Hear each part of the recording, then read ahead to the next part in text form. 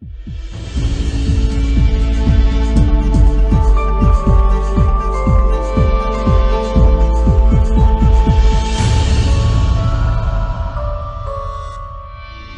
bem, como eu estava dizendo, é um tema que me cativa desde 1996, quando eu tinha 15 anos de idade, e assim eu me senti chamado para o ministério missionário.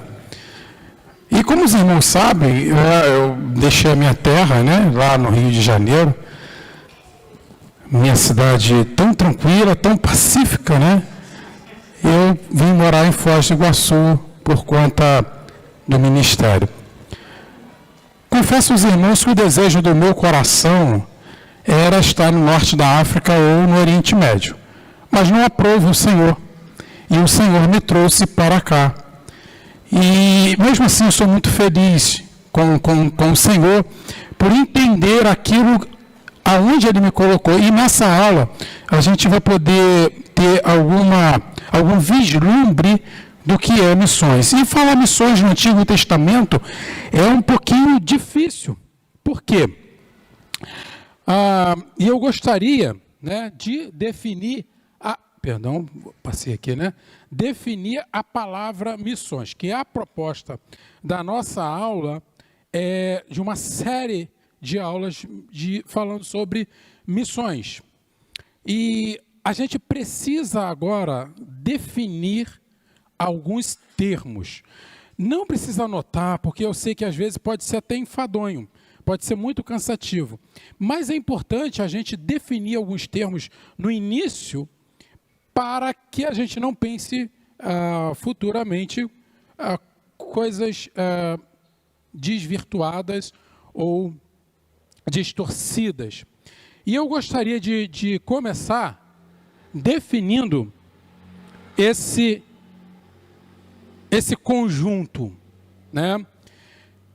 Porque é muito comum na igreja ou nas igrejas falar sobre missões. Só que o que é missões? Se a gente fizer uma pesquisa ou um levantamento sobre o que é missões, vai borbulhar muita coisa. Quer ver?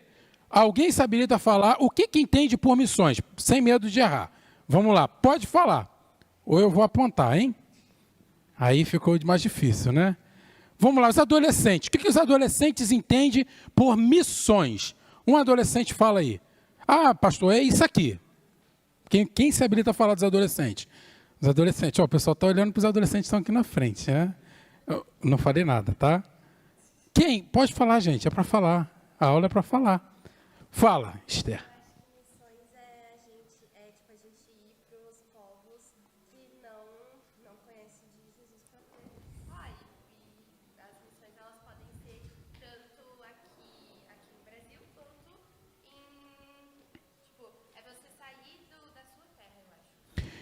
Missões, em síntese, missões é sair da sua terra e ir para os povos que não conhecem. E aí foi isso que Esther falou. Certo? Ela está certa ou está errada, irmãos? Quem acha que ela está certa, levanta a mão. Pronto, aí o pessoal não fala. Quem está com a Esther, levanta a mão. Quem não está com a Esther, levanta a mão também. Tem gente que não está, viu? Isso é normal. Exatamente. Porque hoje, no tempo do Instagram, se você bota qualquer coisa lá, vai ter gente a favor, vai ter gente contra, não tem jeito. A gente não vai ter unanimidade, né? Mas vamos definir, então. Esther não está de toda errada. Ela pensou certinho como a igreja pensa. E ela verbalizou isso. Mas o que é Missio Dei? Talvez você possa ter ouvido essa palavra já algum dia na sua vida. Vem agora o pastor falar em latim. Não. Missio Dei é tudo que Deus faz para estabelecer o reino dele. Então, você não precisa tomar nota. Mas eu mudei esse diagrama. Por quê? Pensando na matemática, agora tudo está contido. Todos esses elementos estão contidos, esses conjuntos, estão contidos no grande Missio Dei. Ou seja, naquilo que Deus está fazendo no mundo para estabelecer o seu reino. Missão não está fora disso, missão está dentro, percebam lá. Missão é tudo que a igreja faz para Deus no mundo. Tá? E o que é missões? Missões é o que a igreja faz, agora vai entrar justamente no ponto que esta entrou, faz transculturalmente e em novas regiões. Então, missões, percebam, missões é tudo que a igreja faz transculturalmente, onde não é a sua cultura, e em novas regiões. E o que é evangelismo? Aí o pessoal desmembra aqui, né? Os missiólogos, né? Eu fiz pós em missiologia, então a gente precisa desmembrar isso. O evangelismo é o que a igreja faz em qualquer lugar em que ela está e com qualquer pessoa. Então, se eu saio na condição de um foz-do-iguaçulense e falo com o meu par, dentro da minha cultura, eu estou fazendo evangelismo. Isso é para ficar claro. Eu saio da minha terra e venho falar com os libaneses na Tríplice Fronteira. Eu estou fazendo missões. Entenderam a sutil diferença? Agora, para muitos, ok? Para muitos há um demérito muito grande falar, estou fazendo evangelismo. Não estou fazendo missões. Uau! Mas percebam vocês que tanto evangelismo quanto missões estão dentro da missão, que está contido dentro da Missio Dei. Em outras palavras, você está fazendo a vontade do Senhor. Quer seja evangelismo, quer seja missões. Você está fazendo a vontade do Senhor. Não importa se você vai falar com uma comunidade carente, não importa se você vai levar o evangelho através... É porque eu nunca vi aqui, aqui é mais... Eu confesso que eu não vejo tanto. Não importa se você vai levar o sopão e falar do evangelho. Não é só o ato de levar, mas é o ato de falar. Você está fazendo evangelismo, você está dentro da Missio Dei. Vamos lá para o próximo slide. E eu gostaria de ler esse texto. Olha, esse texto, ele é fantástico. Lucas 24, 44. Ele vai dizer assim, olha, a seguir, Jesus lhes disse. Percebam que é Jesus falando, ok? São estas palavras que eu lhes falei. Ele está, só o contexto, ele está no caminho de Emaús. Os dois discípulos, que a Bíblia não fala quem são, eles estão voltando para Emaús, porque Jesus acabou há 2 dias, 3 dias atrás, Jesus tinha morrido, ressuscitado, e eles não tinham visto ainda essa glória do Senhor, a ressurreição. E aí eles estão voltando tristes, abatidos, cabisbaixos, e eles estão lá, olha, que eu lhes falei, estando ainda com vocês, era necessário o quê? Pode ler. O que era necessário?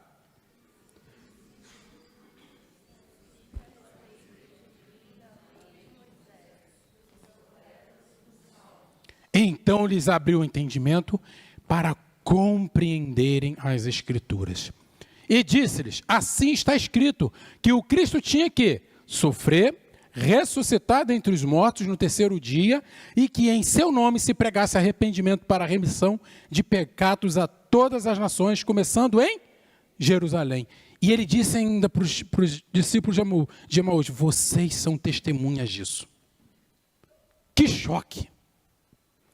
Porque eles conheciam as Escrituras, eles conheciam os Salmos, os Provérbios, os Salmos, os Profetas e a Torá, o Pentateuco, eles conheciam. E o que Jesus está falando ali é exatamente isso, olha, tanto a Torá, quanto os Profetas, quanto os Salmos, falam e apontam para mim. Não tem como a gente fugir disso. Foi o que Jesus disse, só que eles não entenderam, mas a partir daquele momento, lhes abriu o entendimento. O Senhor é que abre o entendimento. A partir disso, se as Escrituras falam de Jesus, é óbvio que ela também discorre sobre a Missio Dei. Aquilo que Deus está fazendo. Ou seja, tudo que Deus faz para estabelecer o seu reino aqui na terra. Como vimos no slide anterior, as missões estão contidas na Missio Dei. Com base nisto, tudo que Deus faz, precisamos de igual modo o quê? Fazer. Porque eu e você queremos estar no centro da vontade do Senhor. É ou não é? Se não for para isso, né? Mas daí surge uma pergunta para a nossa reflexão. Qual o versículo da Bíblia que comumente usamos para fazermos missões? Eu já ouvi aqui. Alguém falou? Mateus 28, 19 a 20. Está lá. Mateus 28, 19 a 20. Portanto, ide fazer discípulos de todas as nações, batizando em nome do Pai, do Filho e do Espírito Santo, ensinando a observar todas as coisas que eu tenho mandado, e eis que estou convosco todos os dias, até a consumação dos séculos. Que maravilha! Glória a Deus! Vamos para as nações. Aí o outro pastor vai ler Marcos 16, 15, que é idêntico. Aí o outro lê Lucas 24, 44, 48, que a gente acabou de ler. E o outro lê Atos 1, 8. E ser mesmo e testemunha tanto em Jerusalém como em Judeia, até os confins da terra. E aí você, vamos para as nações. Só que a pergunta que fica para nós é, será que esses são os poucos versículos que fala de missões na Bíblia? Se for, missões é para maluco. É para doido. Que larga o seu emprego, talvez até estável, para ir para o campo. Missões é para radical. É aquele cara que gosta de aventura. Missões é para o pessoal, não me leve a mal, mas para os mais antigos que gostam de orar. E a gente não entende que missões, ele também está no Velho Testamento. Não muito além disso, numa pregação missiológica, nós usamos um profeta do Velho Testamento, que é Jonas. Qual é o nome dele? Pode falar. Jonas, fala. Jonas, isso aí. Aí, não, pastor, tem missões no Velho Testamento. Jonas, né? Que o Jonas não obedeceu o seu chamado, né? E ele acabou indo com todo aquele aparato de sentimento horrível, né? Vou pregar sobre missões e vou usar Jonas. Mas será que para por aí? Eu vou passar aqui mais um slide. Com base nisso aqui, nesse slide, a ideia que fica para nós é que a Bíblia ela é desconexa. A Bíblia ela não trata de missões. Missões é apenas um detalhe. E aí, nós olhamos para missões, ou melhor, para a Bíblia, como se fosse essa enciclopédia. Hoje, eu tenho um temor terrível quando vai dar aula de alguma coisa da Bíblia, e a gente, hoje a gente vai estudar o personagem Jonas. Parece, assim, soa como se a Bíblia fosse esse conjunto. Tudo bem, biblos do grego é biblioteca. Mas a gente não olha essa biblioteca como sendo uma coisa só. A gente vai justamente para a Bíblia como uma biblioteca. Hoje eu quero ver sobre reino de Deus. Aí eu vou lá, procuro alguns versículos para poder tratar sobre reino de Deus. E a gente acaba olhando para as histórias desconexas da Bíblia. E, via de regra, essa é a visão da maioria dos cristãos sobre a Bíblia. Conhecemos a história da criação, conhecemos a história de Noé, conhecemos a história do dilúvio, claro, conhecemos a história de Jonas, Davi, percebe? Conhecemos a história de Paulo, percebe que você está começando a... Agora, o que liga tudo isso? Alguém já falou da teologia bíblica aqui, Jesus. O fio condutor da Bíblia, que é a teologia bíblica que a gente faz, é que vai mostrar para nós aquilo que está no coração ou no propósito de Deus. Então, nós queremos ser significativos, nós queremos ver vários temas. E aí a gente acaba olhando que missões é um livreto entre os grandes temas. E esse livreto, ele vai estar escrito lá, olha, tudo que você queria saber sobre a evangelização mundial. Pronto. E aí começa em Mateus, Marcos, Lucas, João 20, 21. Assim como o Pai me enviou, eu vos envio a vós. Enfim, eu não estou dizendo aqui, meus irmãos, que é incorreto nós usarmos o tema como finança, casamento, família, criação de filhos, justiça social, juventude, crescimento de igreja. Não estou dizendo que não podemos trabalhar esses temas. Podemos e são legítimos. Mas será que a pergunta é, o propósito original de Deus? E missões não é um livreto que fica entre as séries. Na verdade, olha o que missões é. É a base de sustentação de toda a palavra. Porque é a glória de Deus entre as nações. Se você fizer um estudo sobre a glória de Deus, sobre essa palavra, a glória no Antigo Testamento e glória no Novo, doxa, você vai perceber que a Bíblia usa para mais de 1.600 versículos, falando da glória dele. E nós vamos poder ver um pouquinho deles aqui hoje. Missões não é um livreto, missões é a prateleira que segura um jogo inteiro de livros. E como resultado, eles também ajudam as pessoas a saírem de suas dívidas. Como resultado, ele ajuda as pessoas a criarem melhor os seus filhos. Ele ajuda a gente a olhar para a Bíblia e ver o crescimento de igreja. Ele nos ajuda. Olha o que o Dr. Ralph Winter ele vai dizer. Embora a Bíblia contenha a base de missões, é mais importante reconhecer que a missão de Deus, ou seja, o que ele está falando aqui? Missio Dei. Que a Missio Dei é, na realidade, a base, ou melhor, a estrutura de sustentação da Bíblia. Missões não é uma obrigação que as pessoas, ou que Deus impõe a uns poucos escolhidos. Não, definitivamente não. Pelo contrário, missões é uma aventura maravilhosa de esperança, na qual todo seguidor de Cristo possui um papel a desempenhar. Você já se perguntou qual é o seu papel a desempenhar dentro da missão de Deus? Olha o que Christopher Wright vai dizer.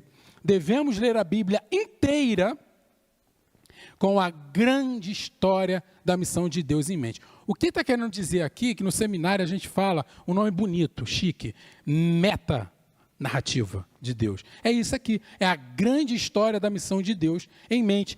Essa é a cosmovisão que orienta a nossa hermenêutica. E hermenêutica é a interpretação bíblica.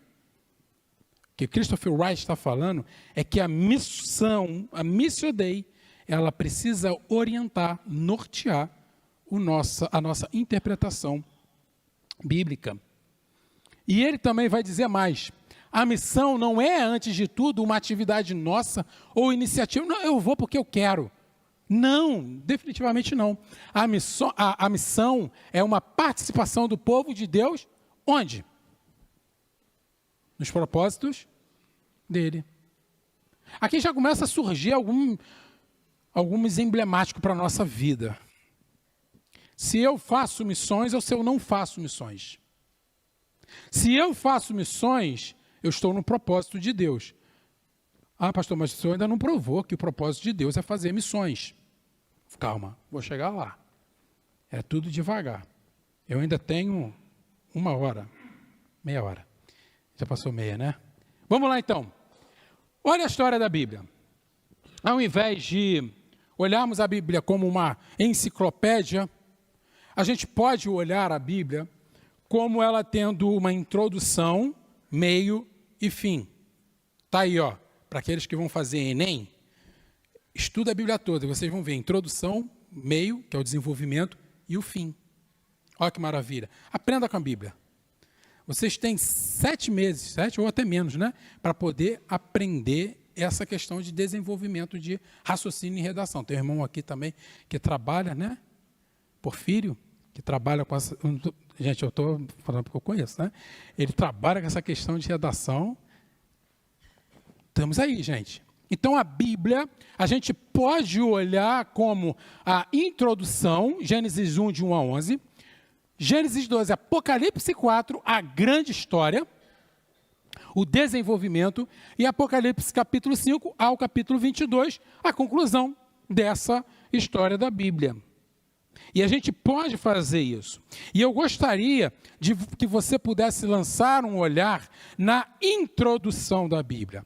Porque já que eu falei que existe a Missio Dei, é a missão de Deus, aquilo que Deus está fazendo para estabelecer o seu reino aqui na Terra, é importante olharmos para essa introdução. Deixa eu te lembrar, Jesus, ele disse algo assim, olha, o reino já está entre vós, entre vocês. Então isso significa que quando Jesus chegou na terra, quando Jesus foi encarnado, o reino chegou com ele. Só que o já ainda não na sua plenitude. Tá? E aí, tem uma pergunta que se faça. Ora, se o reino chegou, alguma coisa tem que avisar que esse reino chegou, ou alguma coisa tem que apontar para que esse reino vai chegar. E o que está apontando? Vamos olhar para a introdução da Bíblia. Eu sei que é uma parte chata, né? Fulano viveu 970 anos e morreu. Fulano não sei o que morreu, não sei o que morreu e morreu. Né? Gênesis começa no jardim e termina no cemitério, no caixão. Não é? Os ossos de José foram levados para o Egito. O que Deus está fazendo aí, gente? Vamos lançar um olhar nessa introdução, vamos perceber a grande história e não olhar livros isolados que não tenham conexão entre si. Vamos embora? Vamos nessa aventura? Deixa eu ver o próximo slide. Ok. Na introdução a gente pode ver ali, a Trindade em missão desde a eternidade. Qual é a história? Vamos lá, vamos pensar em história agora. Qual é a história de Gênesis 1 a Gênesis 11 que você conhece? Vamos lá, primeira, criação. Qual é a primeira? Criação, muito bem. Aí tem o primeiro assassinato, né? Caim mata seu irmão Abel. Depois disso, nós temos o quê? Dilúvio. Temos o quê? Muito bem. Então, tá ligado. Tem gente que tá ligada. Temos o dilúvio. Depois do dilúvio temos a Torre de Babel. Torre de Babel. Eu sabia que vocês estão tão afiados na introdução bíblica. E aí, a Trindade em missão desde a sua eternidade. Então, houve, nos primeiros capítulos, a criação do céu, da terra e do homem. Deus disse, haja. E então, houve. Percebam que o primeiro versículo da Bíblia já nos mostra o interesse de Deus, que é o palco de missões. O palco de missões é o mundo. Não é Foz do Iguaçu. Não é só Rio de Janeiro. O palco de missões é o mundo, porque Deus, ele cria o mundo do nada. Ex nihilo. João 3,16 vai declarar essa amplitude, porque Deus amou de tal maneira que deu seu Filho unigênito para que todo aquele que nele crê não pereça, mas tenha vida eterna. O palco de missões é o mundo, já está descrito no primeiro versículo da Bíblia. Certo? E aí nós temos o relato da queda, rebelião contra a ordem de Deus, o primeiro assassinato, poligamia, indiferença com a vida humana, perversidade da humanidade, orgulho e rebeldia expressa contra a vontade do próprio Deus. Então, e esses versículos aqui, eu quero que vocês percebam algo bem sutil que, quando a gente está lendo a Bíblia, passa assim na nossa mente voado, né? A gente lê, a gente pula, né? E a gente não percebe o que o autor bíblico está querendo tratar ali, naquele negócio. né? E olha só, Gênesis 1, 28, o que diz? E Deus os abençoou, ele disse, sejam fecundos, multipliquem-se, encham o quê? A terra e sustentam. Isso aqui foi antes ou depois da queda? Gênesis 1, 28. Antes. Agora percebam 2 versículos pós-queda. Deus abençoou a Noé e os seus filhos, dizendo, o quê? Sejam fecundos, multipliquem-se e enchem o quê? Se a gente for olhar a genealogia bíblica e for entender o dia como dia lá, que está lá, e os anos como anos, a gente vai perceber que se passaram quase 1000 anos ali. E aí vem Noé, Deus para Noé e faz isso. Mas ele, no mesmo capítulo, Deus vai repetir a promessa, ou melhor, o mandato que ele deu para Adão e Eva no jardim. Ele vai dizer, mas sejam o quê? Fecundos e multipliquem-se, povoem a terra e multipliquem-se o que? Sobre ela. Nós lemos 3 ordens do Senhor na introdução, tanto antes do pecado como depois do pecado. Agora, esse slide aqui, ele, para mim, é o mais importante. O que é aquilo dali? Eu pensei que o pessoal ia falar a Torre de Pisa, não. A Torre de Babel, que Nimrod começa a construir. E ali a gente olha como um julgamento de Deus. Parece que a Trindade, quando a gente lê, sem entender aqueles 3 versículos, parece que a Trindade falou assim, vamos confundir a linguagem deles, só para a gente brincar um pouquinho com eles? Parece a ideia que dá é essa. Mas sabia que não? Por quê? Porque esse slide é importante. Esse slide, se o homem tivesse obedecido e se espalhado como Deus ordenou no capítulo 1 de Gênesis e no capítulo 9, antes e depois do pecado, com o tempo, a diversidade étnica e linguística teria surgido. Levaria séculos, eu sei disso, mas teria acontecido. Quando o homem não quis se espalhar, Deus os forçou a se espalhar, confundindo sua linguagem. Essa é a razão da Torre de Babel. Olha o que está escrito em Gênesis 11. Ali, no início da construção da Torre de Babel, toda a terra tinha apenas o quê? Uma língua. A mesma maneira de falar. É impressionante, porque em Gênesis 11, 3 ao 4, mesmo capítulo, ele vai dizer, disseram-se então, quem disse? O pessoal ali de Nimrod, né? Vamos fazer tijolos e queimá-los bem. Assim, eles começaram a usar tijolo em vez de pedra e piche em vez de argamassa. E eles disseram, vamos construir uma cidade e uma torre cujo nome chegue ao céu. Vamos fazer um nome para nós? Opa, rebelião contra Deus. Deus falou, espalhem a minha glória em toda a terra. E o que Nimrod quis fazer? Uma glória para o seu próprio nome no mesmo lugar. Se a gente olhar para a Torre de Babel, a gente pode olhar 2 tipos de crente. E aqui eu pego um pouquinho pesado. O crente que olha só para o local e o crente que está no propósito de Deus, que olha de forma abrangente para toda a terra. E aí, qual é o seu olhar? Não precisa responder, né? Mas vamos construir, aí ele vai dizer, vamos fazer um nome para nós mesmos, para que, olha outra rebeldia e orgulho. Para o quê? Para que não nos espalhem. Mas por 3 vezes o Senhor disse, espalhem, espalhem, espalhem. E Nimrod faz o quê? Biquinho. Não vou. Vou fazer aqui. Eu não quero ser espalhado.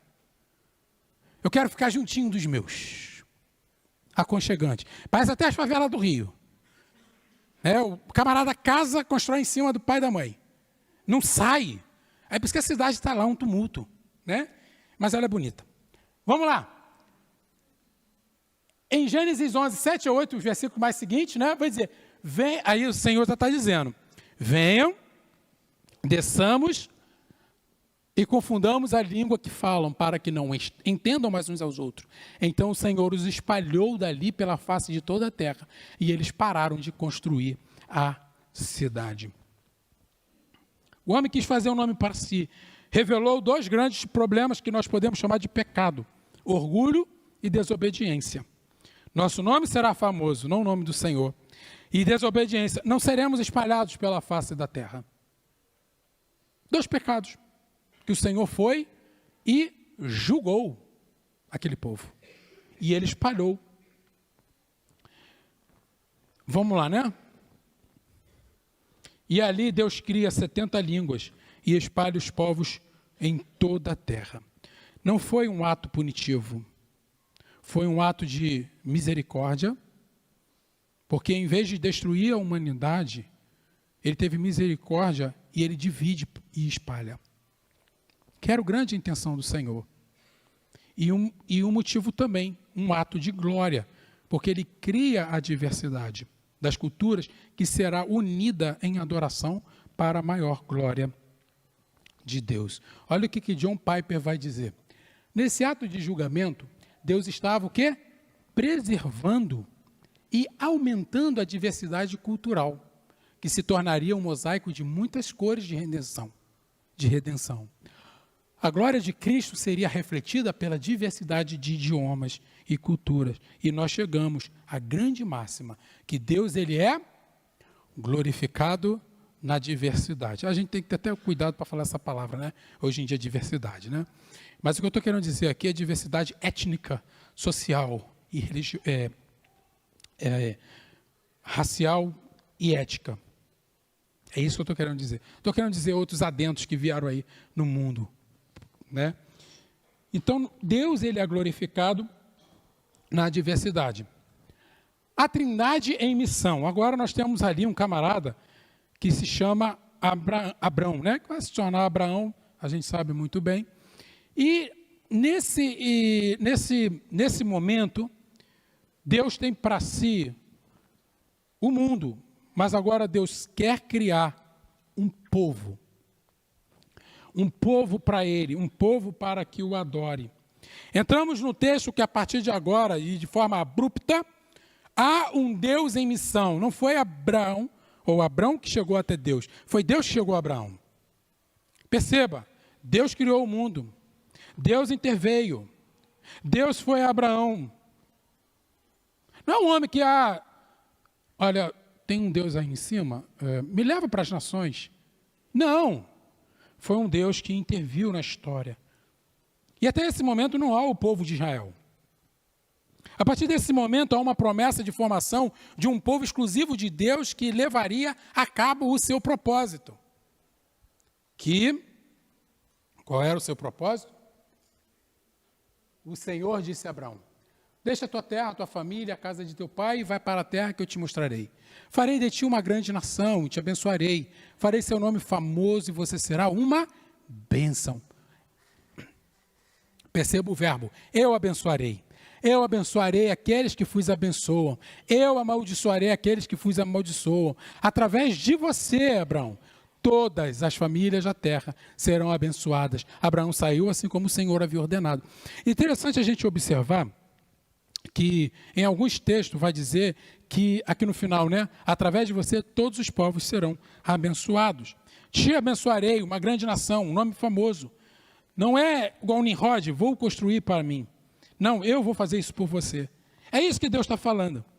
Não para elevar o status de aumentar o seu ego, mas para abençoar os povos, atraindo-os para Deus. John Stott vai dizer que esses versículos são mais unificadores da Bíblia. Todo o propósito de Deus está resumido aqui. Bom, o chamado, a bênção, a promessa e o propósito. Só que a pergunta é, onde estão as boas novas nesse texto? Já que Paulo vai dizer que o Senhor, Deus, apresentou as boas novas para Abraão. Nós vamos ver que o propósito de Deus está aqui, ó.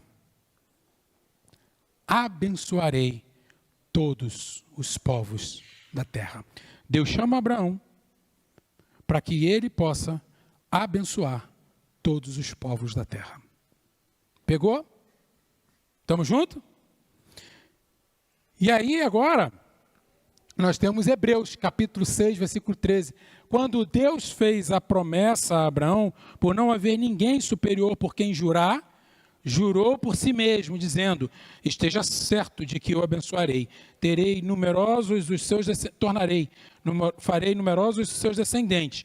E foi assim que, depois de esperar pacientemente, Abraão alcançou a promessa. Os homens juram por, o versículo 17, quando mostrar de forma bem clara a natureza imutável do seu propósito. Deus tem um propósito.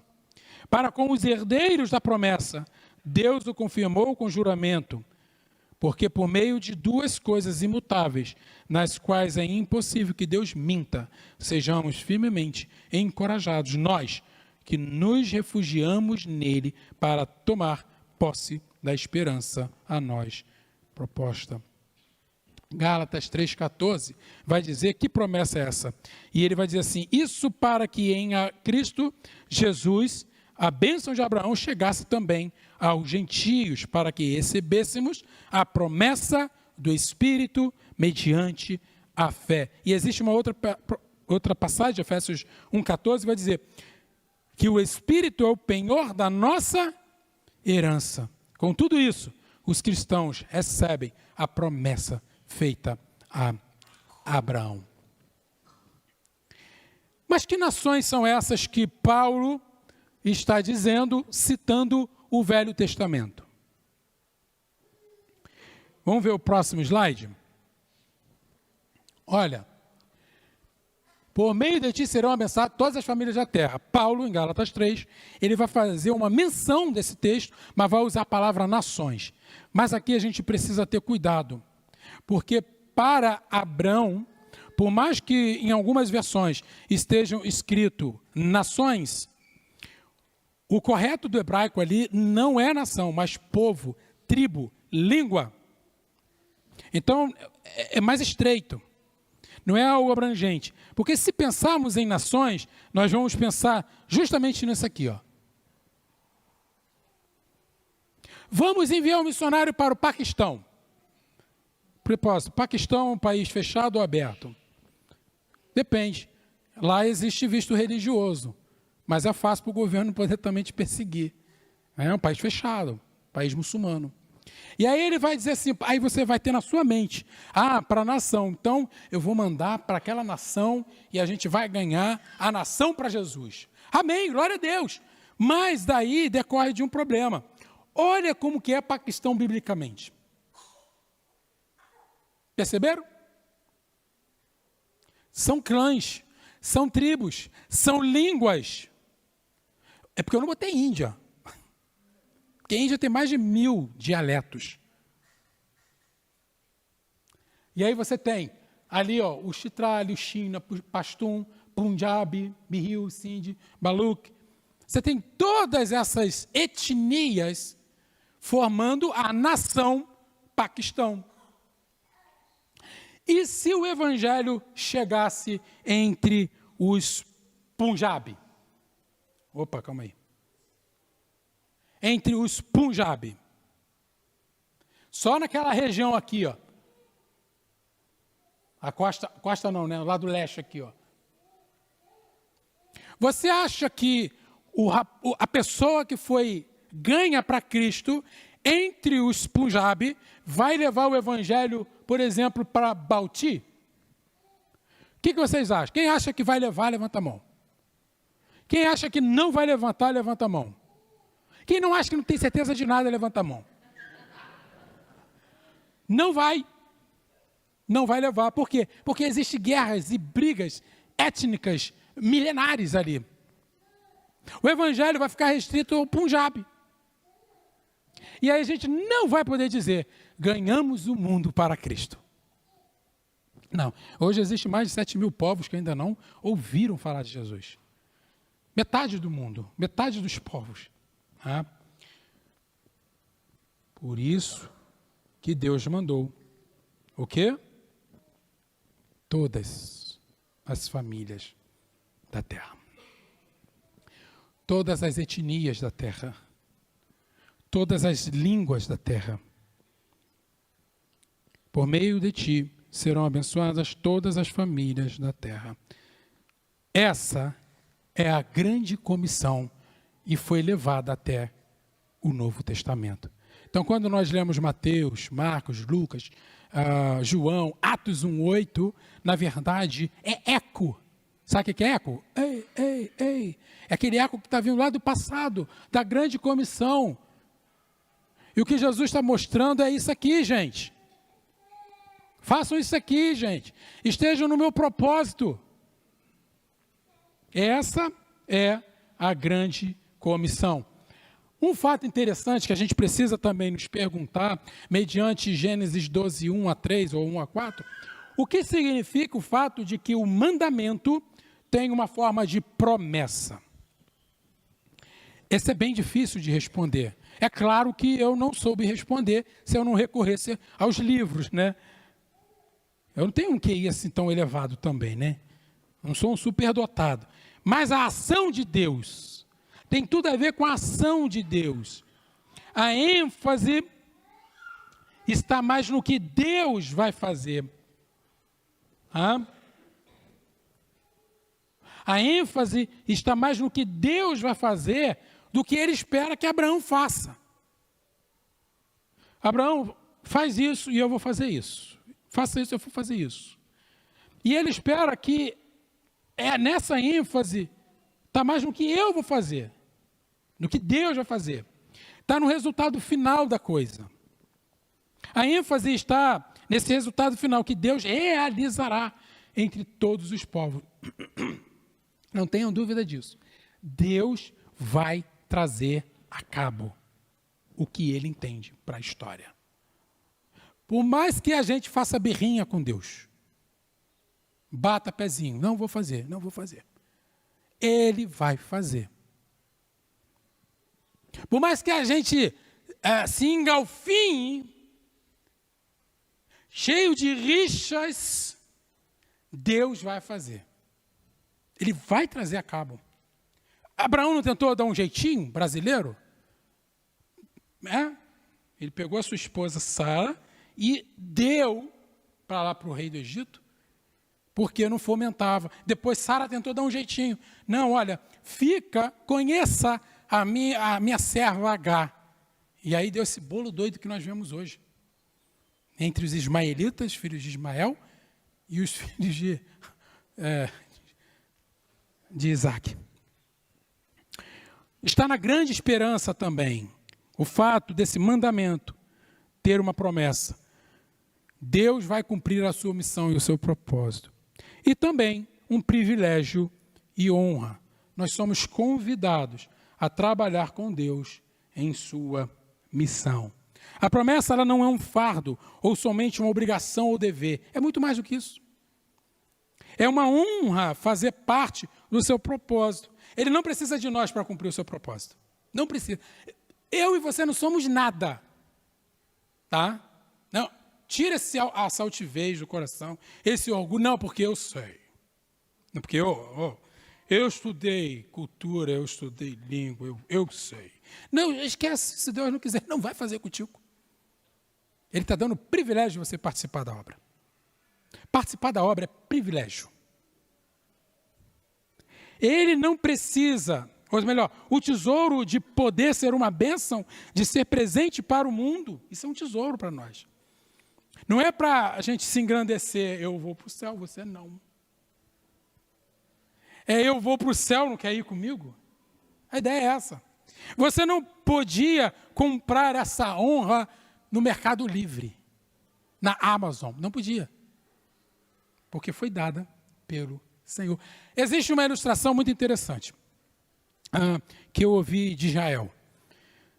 Ele diz o seguinte: é como um pai que está lavando o carro, e aí a criança menorzinha quer também trabalhar, e vamos lá limpar o carro. Ele suja mais, ele bota mais lama no carro. Mas ele está tendo o privilégio de estar trabalhando com o pai. Na cabecinha dele, estou ajudando o papai. Está atacando lama, e o pai está limpando. E o pai está aqui, meu filho, vem para cá, me ajuda aqui. Na verdade, quem está lavando o carro é o pai, não é o filho, não é a criança. Porque ela atrapalha mais do que ajuda, a verdade é essa. Nós somos essa criança para com Deus. Nós atrapalhamos mais do que ajudamos. Mas Ele quer ter o prazer de te convidar, de estar junto a Ele na missão. Vamos lá?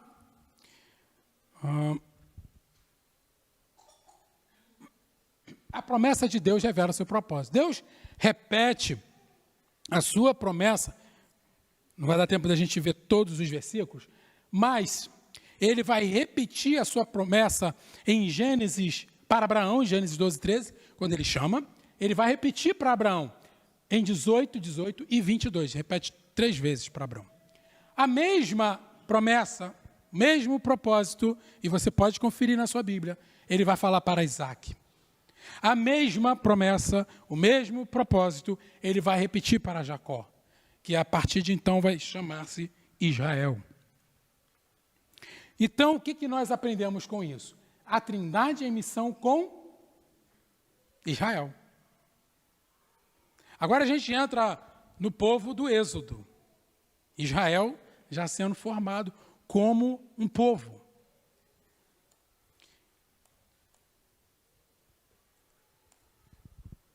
E aí, nós temos essa dinâmica. Deus escolhe um povo para estar com Ele e abençoar todos os povos da terra. Essa é a dinâmica de Deus. Ele escolheu o povo de Israel. O povo de Israel.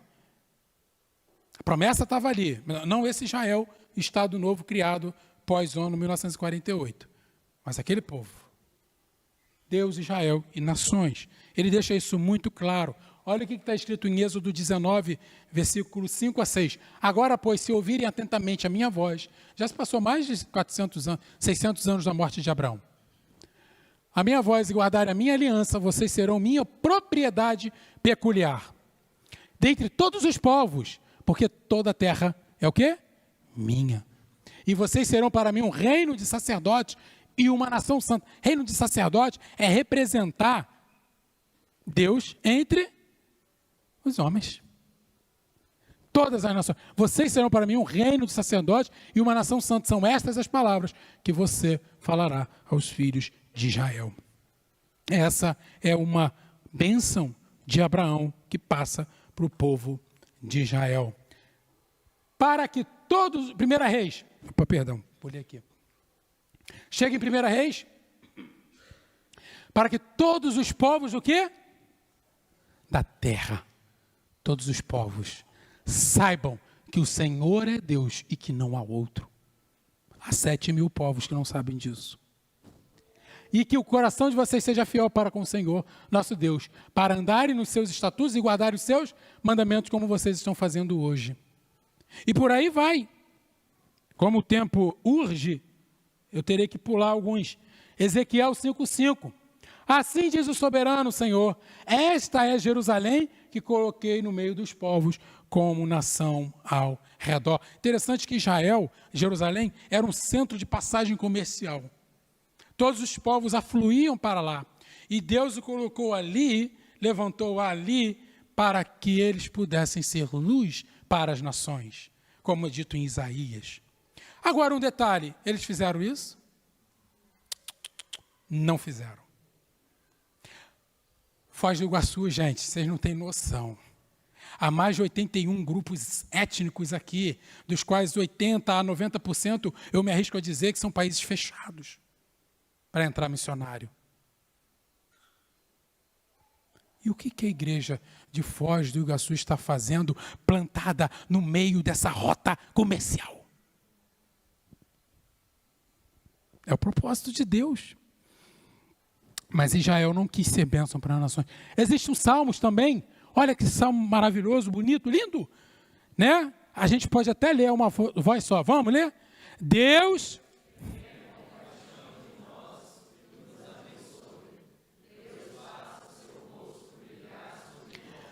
E os mais pentecas vão dar um pulo, um glória a Deus, o manto desceu. Hã? É ou não é, irmãos? A gente é mais tranquilo, batista, né? A gente vai dar um glória dentro, glória a Deus, mas não vai falar. Mas o versículo seguinte. Para quê? Por que Deus vai te fazer uma bênção? Olha o verso 2. Vamos ler? para que...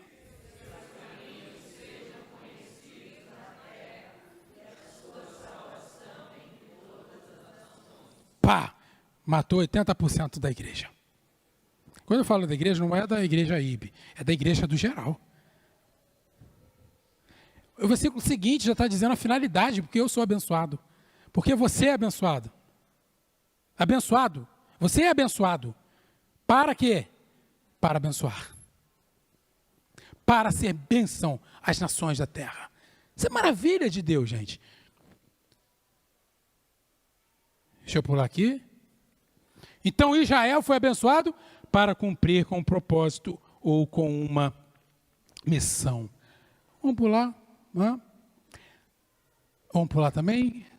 Randy Alcorn, ele vai escrever: Deus me ajude a prosperar. Que palavra linda, bonita, maravilhosa. Quero ser próspero, né? Mas para quê? Não para melhorar o meu padrão de vida, mas para melhorar o meu padrão de dar. É abençoado para abençoar. O propósito de Deus, então, é abençoar esse povo, abençoar essa nação, para que ela possa abençoar todas as nações da terra. Isaías 49:6 vai dizer: eu agora faço de você, Israel, uma luz para as nações, para que você possa levar a minha salvação até os confins da terra. Percebam, irmãos, o propósito do Senhor, ele continua nas páginas da Bíblia desde Gênesis 1. Ele não mudou e não mudará, porque Deus, ele é imutável, ele não mente. Nós lemos em Hebreus. Então Deus chamou Israel para alcançar todas as nações. Mas eles não fizeram isso. Olha lá, Jeremias. Porque assim como o cinto passa na cintura do homem, tentei fazer com que todo o povo de Israel e toda a tribo de Judá se apegasse a mim, diz o Senhor, para que fosse meu povo, minha fama, minha honra, minha glória. Porque Israel falhou. Então nós vimos na introdução, estamos vendo no desenvolvimento, e eu já adianto, na semana que vem, a gente vai ver missões no Novo Testamento, que é quando vai completar, e a gente vai ver como Deus está traçando isso. E esses daí, se você quiser tirar uma foto, foi alguns que eu selecionei como base de missão, da missão, como base do propósito de Deus para a minha vida, para a tua vida, para a vida da igreja. Olha, está ali, fora os que eu já citei. Israel deveria trazer honra, fama, renome da glória de Deus, atrair as nações para a verdadeira adoração a Deus. Mas em vez disso, o que eles fizeram? Se rebelaram e profanaram o seu nome. Quase igual Nimrod lá em Gênesis 11. Bom, consegui a tempo, irmãos. Corri um pouquinho. Você percebe que eu estou até suado, né? Isso é por causa da velocidade que eu estou. Alguns não estão nem me entendendo. Mas, depois a gente pode conversar. A aplicação. Eu poderia trazer muitas aplicações, mas eu quero trazer uma de forma geral. Talvez na semana que vem possa trazer mais, pensando agora de forma mais global na questão da igreja. Porque aqui nós vimos Abraão e vimos Israel e o desenvolvimento através da Bíblia, do propósito dele. De uma forma bem simples, a aplicação que eu tenho e que eu consigo extrair aqui desse estudo é: faça parte dos propósitos de Deus. Não tem como ser diferente. Faça parte dos propósitos de Deus. Não como uma obrigação pesada, um fardo, mas com alegria, entendendo que o Senhor te chamou para isso. Né? Para que o Senhor me chamou? O grande dilema, né? Eu não sei o que Deus quer da minha vida. Esteja no propósito dele. no propósito global de levar o nome dele, a fama dele, a glória dele, o renome dele para todas as nações, para todos os povos, para todas as línguas. Seja diante das missões transcultural ou dentro do evangelismo. Isso é a Missio Dei. Você nasceu, nós nascemos para abençoar todas as famílias da terra. Nós recebemos as bênçãos de forma passiva. Eu não peço, eu recebo, vem de Deus. Eu não busco a bênção para mim mesmo. Não, eu busco a bênção para repartir essa bênção. Não exigimos bênçãos de Deus para o nosso próprio benefício. Recebemos a bênção para que possamos abençoar os povos. Quero terminar citando a letra de uma música que faz parte de uma cantata que se chama o nome da cantata, Experiência com Deus. E o nome da música é O que Ele está fazendo. Ele vai dizer assim, dá vontade de cantar, irmãos, mas minha voz não é muito boa. Mas eu participei desse coral. Que maravilha! Cantar o que Deus está fazendo, a sua experiência com Deus. Não é o que eu farei por Jesus. Eu acho que eu botei a letra aqui. Não é o que eu farei por Jesus, mas o que Ele fará por mim. Não é o meu próprio poder, mas é o seu poder em mim. Não é o que Ele quer que eu faça, mas o que Ele quer que eu seja. Já me perguntei o que faria Jesus. Você já deve ter lido esse livro, né? O que faria Jesus? E agora eu vou buscar o que Ele está fazendo bem aqui onde estou. E quais são os planos do seu coração. Deus quer que eu faça parte e seja honesto ao perguntar o que Ele está fazendo. O que Ele está fazendo em Foz do Iguaçu? O que Ele está fazendo no Brasil e no mundo? E se eu vou ficar à parte?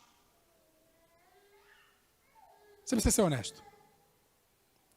Não são os meus planos que Ele quer, pois Ele já traçou os seus.